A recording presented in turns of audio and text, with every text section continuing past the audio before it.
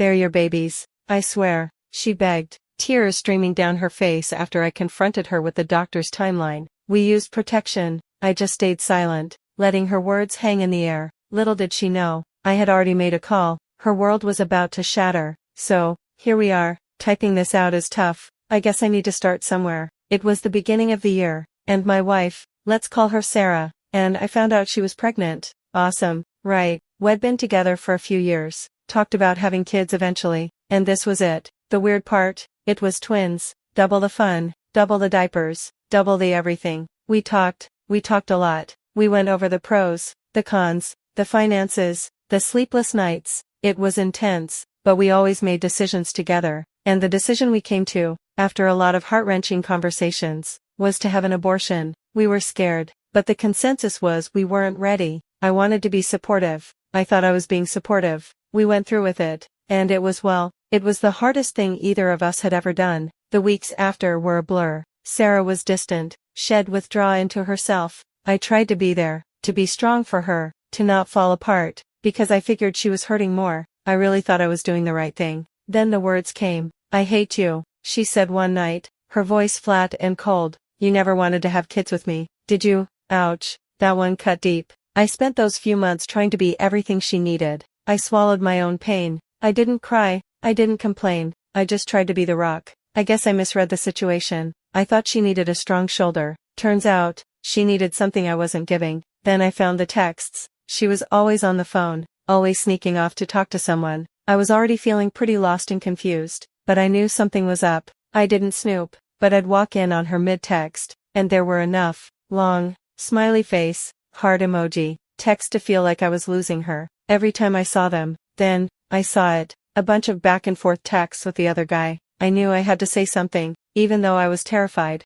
Her birthday came, we were at our favorite restaurant, and I brought it up. I remember the scene vividly, the low lighting, the clinking glasses, the smell of garlic in the air. I asked her who he was. She looked up at me with a mixture of fear and defiance, and then everything blew up. It was a screaming match, accusations, tears, the works, and then, I'm done. It was the most painful night of my life. We broke up. A month later, after a long, lonely month, we started talking again. I missed her. I missed us. The silence in the house was deafening. We met for coffee. We talked. She admitted to an emotional affair, not a physical one. She insisted. Just someone who was there for her after the abortion. Said she was lonely, needed someone to lean on. She downplayed it. We made out once, she said, her eyes searching mine. That's it. Honestly, I was relieved. Part of me just wanted to go back to the way things were. The comfortable familiarity. So, I said, okay, I can try to move past this, if you really mean it.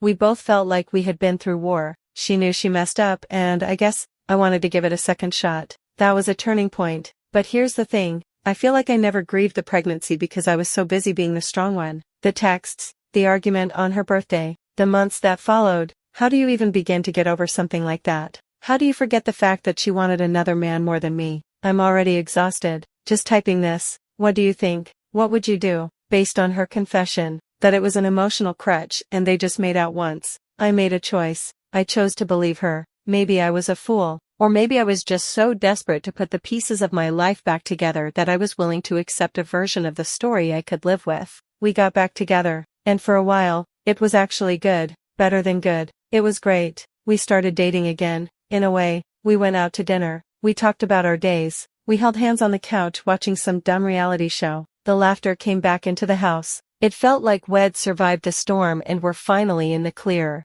Then, a few months into our reconciliation, she told me she was late. My heart did a weird flip-flop thing in my chest. We got a test from the drugstore. I remember standing outside the bathroom door, listening to the crinkle of the wrapper, the faucet running. It felt like an eternity. She opened the door, holding the little plastic stick, and her eyes were wide. It was positive. This time, there was no hesitation. We held each other, a mix of terror and pure, uncut joy. It felt like a sign, a duvet. The universe was giving us a second chance to get it right. The first doctor's visit was a couple weeks later. I went with her. Of course, I held her hand while the doctor put the cold gel on her stomach. We were both just staring at the black and white screen, waiting, and then the doctor smiled. Well, everything looks good, and based on the measurements, it'd say you're about 8 weeks along. My brain started doing the math. 8 weeks ago felt right. Then the doctor moved the wand a little. And hold on a second, would you look at that? My stomach dropped. I knew what was coming before she even said it.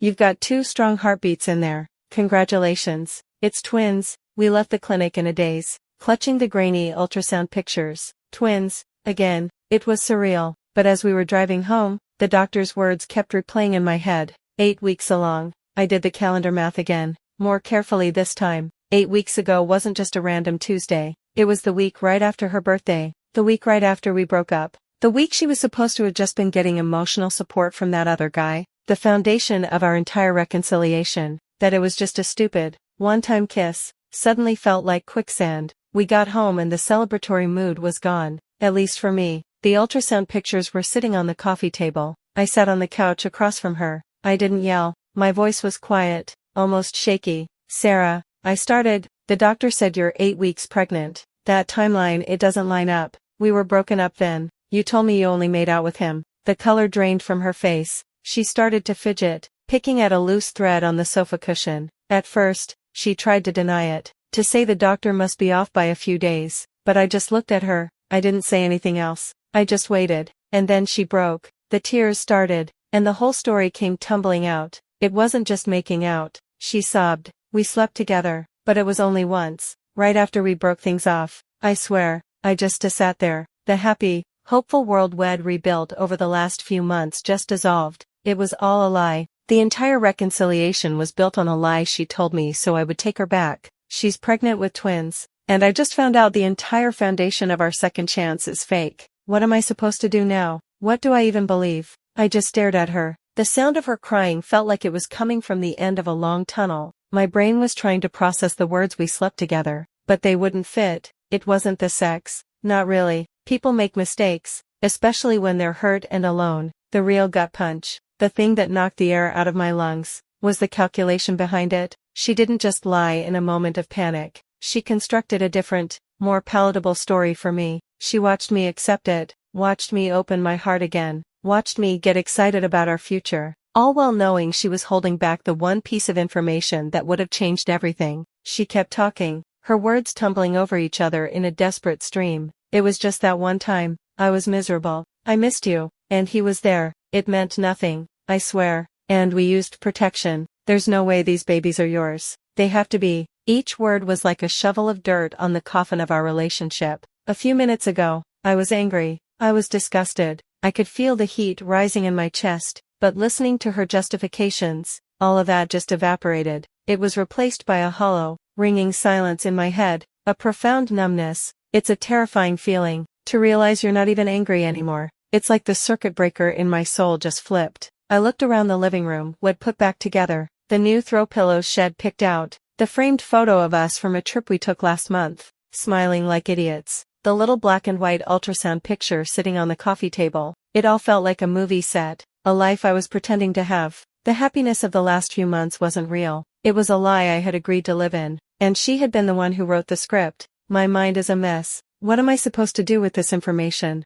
Her credibility is shot, completely gone. She says they used protection, but she also said they only made out. Her words have zero value now. So I'm faced with this impossible checklist of horrors. I have a pregnant wife who built our entire second chance on a lie. She's carrying twins that, statistically, are probably mine. But there's a small, terrifying chance they're not. Every path forward looks like a nightmare. Do I stay? Do I try to rebuild on a foundation of total deceit, waiting for a paternity test to decide my future? How could I ever look at her without remembering this? Every I love you would feel like a manipulation. Every decision would be suspect. Or do I leave? Do I walk out on a pregnant woman? A woman carrying twins. If they are my kids, it'd be abandoning them before they were even born. It'd be that guy. But if I stay, what kind of father will I be? Living in a house filled with so much resentment and distrust, I feel completely paralyzed. I'm stuck in a moment I can't move past, with a future I can't even begin to imagine. I used to think the hardest part was the first breakup.